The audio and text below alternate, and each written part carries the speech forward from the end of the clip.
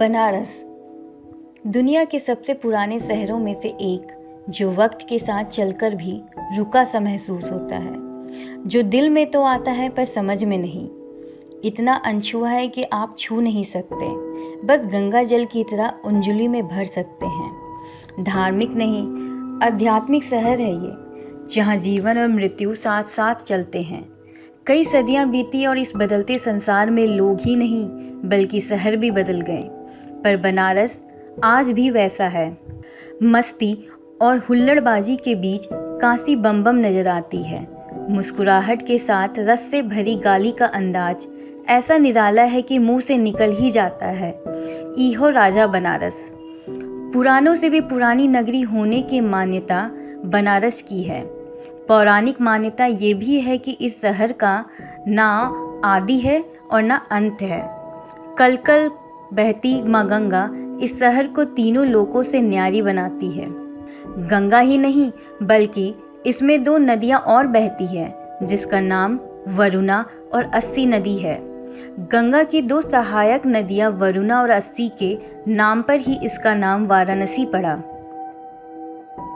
नमस्कार, मैं रजत, आप देख रहे हैं प्रभात खबर। हम जिस देश में रहते हैं उस देश में नदियों को माँ का दर्जा दिया जाता है। हमारे जन्म से लेकर मृत्यु तक कई ऐसे संस्कार हैं जो नदियों से जुड़े हुए हैं। हमारे कई ऐसे पर्व हैं जो नदियों के साथ मनाए जाते हैं। आज हम बनारस शहर में हैं, इसे वाराणसी भी कहा जाता है। वाराणसी दो नदियों के नामों से मिलकर बना है, वरुणा और अस्सी। आपको बता दें, आप बनारस जब भी आते होंगे आप गंगा को देखते होंगे, लेकिन इन दो नदियों को आप नहीं देखते होंगे। तो हम आपको बता दें कि आप हमारे जो पीछे देख रहे हैं, जो एक नाले के रूप में बहता हुआ आपको दिख रहा है, वह अस्सी नदी है। इसे अस्सी नदी, ये अस्सी नदी था जो आगे जाके गंगा से मिलता है और अब ये एक नाले की तरह हो गया है। तो इससे स्थानीय लोग अभी इसे नदी तो भूल चुके हैं, इसे अब अस्सी नाला कहते हैं।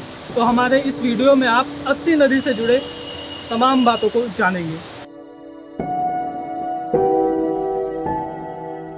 वाराणसी की आज की पीढ़ी को तो शायद पता भी नहीं होगा कि अस्सी नाला पहले एक नदी थी।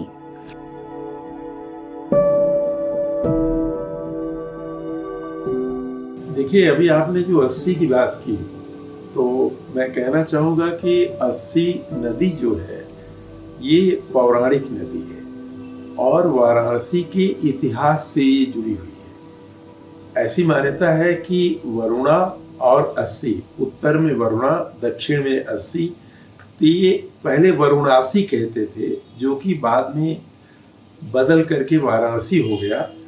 तो अस्सी काशी की या वाराणसी की साउथ की बाउंड्री बनाती है और वरुणा जो है उसके नॉर्थ की बाउंड्री बनाती है। तो ईस्ट और पूरब में इसके गंगा बहती है। तो वरुणा शहर के उत्तर तरफ से, अस्सी दक्षिण तरफ से, और दोनों बह के पूरब तरफ जाकर के गंगा जी से मिलती हैं। ये हमारे काशी क्षेत्र की परिकल्पना है। के तोहरा संग जाई रे भंवरवा, हर के तोहरा संग जाई भंवरवा, के तोहरा संग जाई। औते के बेरिया सब कोई जाने, दुअरे पे हो बधाई भंवरवा, दुअरे पे हो बधाई। शायद भावी पीढ़ी अब ये महसूस नहीं कर पाएगी कि काशी का नाम वाराणसी क्यों पड़ा। इस शहर को अस्सी और वरुणा नदी के आधार पर वाराणसी नाम दिया गया। वह अस्सी नदी अब इतिहास हो गई। अस्सी नदी पहले अस्सी घाट के पास गंगा में मिलती थी, पर गंगा कार्य योजना के बाद से इसे मोड़कर लगभग 2 किलोमीटर बाद में गंगा में मिला दिया गया है। यही नहीं, सरकारी फाइलों में भी इसे अस्सी नदी नहीं बल्कि अस्सी नाला का नाम दे दिया गया है। पहले इसके बारे में ऐसा कहा गया था कि इलाहाबाद से निकलती है, लेकिन काफी वर्षों तक इसका जो है उद्गम स्थान ट्रेस में नहीं रहा है और जियोलॉजिकल सर्वे ऑफ इंडिया वालों ने और लोगों ने भी किया था, सैटेलाइट मैपिंग भी की, लेकिन ऐसा ट्रेस अभी तक कनेक्ट नहीं हो रहा है। तो अभी एग्जिस्टेंस जब आज के डेट में आप देखेंगे कि 80 कहां से कहां तक नदी है, तो 80 नदी कंचनपुर ताल है, पंचकोशी जो पंचक्रोशी यात्रा होती है, 80 स्क्वायर किलोमीटर की जो है एक परिधि है, और परिधि के अंदर जो है काशी क्षेत्र कहा जाता है। तो वहां पर कंदवा एक क्षेत्र है, कंदवा के बगल में कंचनपुर तालाब है, तालाब से ये 80 नदी अभी निकली हुई दिखती है आज के दिन जो है। और इसके बाद क्या हो रहा है, करीब 8 किलोमीटर की यात्रा करके और ये 80 नदी आकर के 80 घाट पर गंगा से मिलती थी। तो यहाँ एक सबसे महत्वपूर्ण बात मैं बताना चाह रहा था कि बनारस में गंगा अर्धचंद्राकार है, क्रिश्चियन शेप है, और 80 की वजह से कभी भी गंगा के घाट पर बालू का डिपोजिशन नहीं होता था। लेकिन पिछले दिनों government Ganga action plan phase first के दौरान जब कुछ काम हुए और कुछ ट्रीटमेंट प्लांट वगैरह बनारस में लगाए गए, उस समय इस 80 का जहां संगम था गंगा के, उससे करीब 1 किलोमीटर और अप स्ट्रीम में इसको जो है हटा दिया गया। तो एक इकोलॉजिकल दृष्टि से मैं कहना चाहूंगा कि 80 की जो पोजीशन बदली गई वो चीज ठीक नहीं थी। हरे हरे बांस का बनल खटोलवा, ओपे तो है के लिटाई भंवरवा, ओपे तो है के लिटाई। 4 जने मिले कादा दई है, 4 जने मिले कादा दई है, मरघट घाट पहुँचिए भंवरवा के तोहरा संग जाए। पौराणिक मान्यताओं के अनुसार देवी दुर्गा ने शुंभ निशुंभ नामक असुरों का वध करने के बाद जहां अपनी तलवार फेंकी थी, उस स्थान पर ही महादेव कुंड बना और इससे निकले पानी से ही 80 नदी का उद्गम हुआ। 80 नदी और 80 घाट का वर्णन गोस्वामी तुलसीदास के मृत्यु में भी मिलता है। अभी आप देखेंगे कि कंचनपुर से लेकर के और पूरा इस शहर के बीच का इलाका है, तो दोनों तरफ से इंक्रोचमेंट बहुत ज्यादा हो रहा है। इंक्रोचमेंट होने की वजह से वर्चुअल स्थिति ये है, या आज की डेट में स्थिति ये है कि आप देखेंगे तो आपको लगेगा कि नदी नाम की कोई चीज नहीं है, ये नाले के रूप में परिवर्तित हो गई है, जो कई कॉलोनियों के इलाके से गुजर रही है, और कॉलोनियों में दोनों तरफ से इंक्रोचमेंट हुआ है। बिना 80 नदी को साफ किए गंगा की सफाई करना संभव नहीं है, बेईमानी होगी, क्योंकि इसका जो इफ्लुएंट मिलता है गंगा जी में, जो सीवेज जा रहा है, वो कहाँ मिलता है, अपस्ट्रीम में मिलता है, इसलिए इसके पानी का शुद्धिकरण आवश्यक है। तो जो समस्या है उसकी कि ये नदी के रूप में थी, दोनों तरफ से सीवेज ही नहीं, यहाँ जो आसपास की कॉटेज इंडस्ट्रीज है, इस इंडस्ट्रियल इन्फ्लुएंस भी इसी में डाला जाता है, जिसमें लेड, कैडमियम, क्रोमियम, निकेल, ये सारी धातुएं भी आ रही हैं।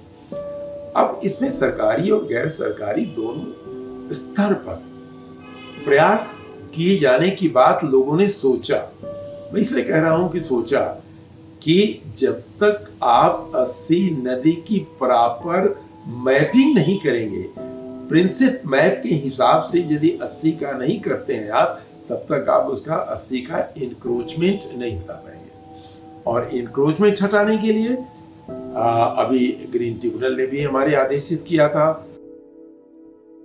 जाति के बेरिया कोई नहीं जाने, जाति के बेरिया कोई नहीं जाने, हर हंस अकेला उड़ जाए भंवरवा के तोहरा संग जाए, भंवरवा के तोहरा संग जाए।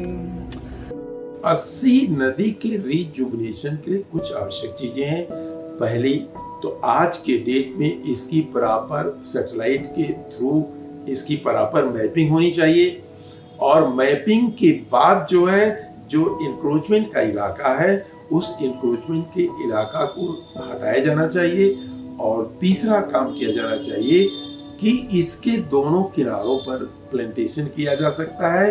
और एक सबसे बड़ी समस्या आएगी कि अस्सी नदी एक जो है अब इसमें बरसाती नदी है, रेगुलर इसमें पानी नहीं रहता है, तो अब प्रश्न ये उठता है कि पानी फिर कहाँ से आएगा। तो हमारा अपना सजेशन है कि 80 में डिफरेंट प्लेसेस पर छोटे छोटे ट्रीटमेंट प्लांट्स स्थापित किए जाने चाहिए।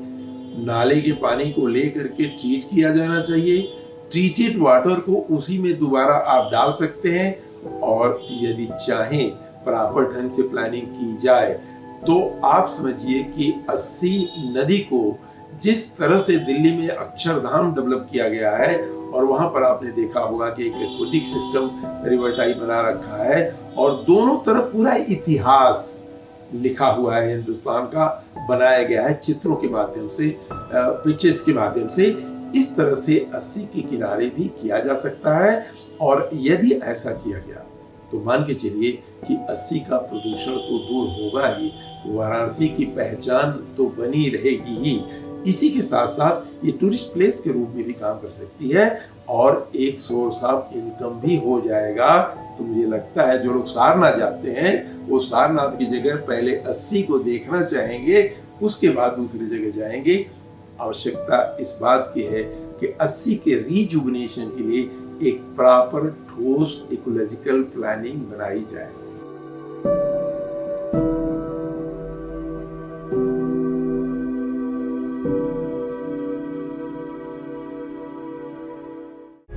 प्रभातखबर.com, विश्वास वही, रफ्तार नहीं।